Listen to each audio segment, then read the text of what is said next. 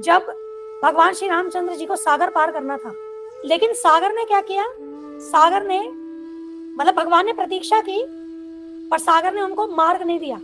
फिर भगवान ने क्या किया, भगवान ने अपनी क्रोध लीला प्रकट की थी।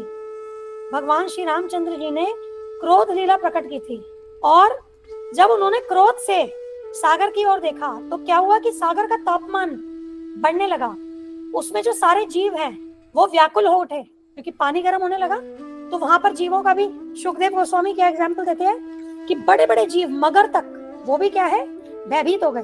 अब किसी साधारण मनुष्य से तो ये चीज आप देख सकते हो कि कोई साधारण मनुष्य इतना क्रोधित हो जाए कि केवल अपने नेत्रों से वो क्या करे, क्रोध भरे नेत्रों से किसी भी वस्तु को जला दे या उसका तापमान बढ़ा दे, नहीं हो सकता ना। या जैसे सागर पर जो पुल बनाया गया बड़े बड़े पत्थरों से, पर्वतों के बड़ी बड़ी चोटियों को तोड़ करके उससे पुल बनाया गया।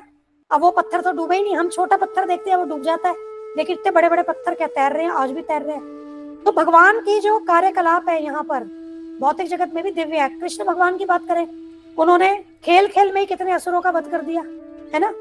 तो 7 वर्ष के थे, गोवर्धन पर्वत उठा लिया।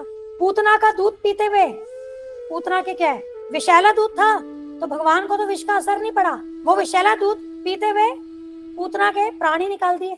तो ये जो कार्यकलाप है दिव्य। अब जो लोग कहते हैं ना भगवान श्री कृष्ण एक महान व्यक्ति थे, श्री रामचंद्र जी महान व्यक्ति थे, वे एक्चुअली वास्तव में भगवान को जानते ही नहीं, क्योंकि वो परंपरा से तो ज्ञान ले नहीं रहे। अब इसीलिए क्या इसको माइथोलॉजी कह देते हैं। भगवान की लीलाएं हमारी भौतिक समझ के परे हैं, कह देते हैं कि ये तो क्या माइथोलॉजी है, मन गढ़ंत है ना। ये तो बस वैसे ही है कि मन से बना ली ताकि हम लोग बड़ा सुन करके फैसिनेट हो बड़ा, बट ऐसा नहीं है। भगवान भगवान है और भगवान हर स्थिति में भगवान है।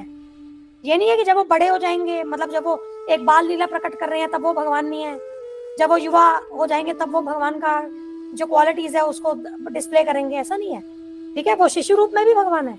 तो ये जो भगवान के सारे कार्यकलाप है ये क्या है, ये दिव्य है। इसीलिए कहते हैं इनको क्या कहते हैं, लीला कहते हैं।